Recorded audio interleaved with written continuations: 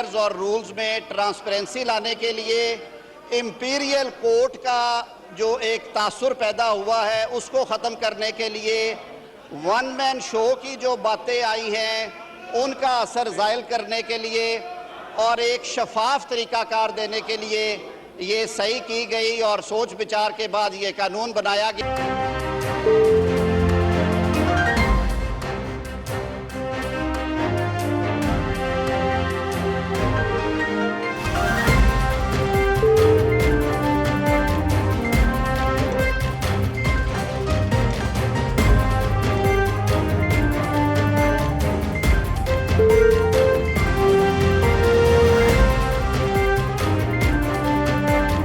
I put the amendment as moved by Ms. Shazza Fatima Khaja.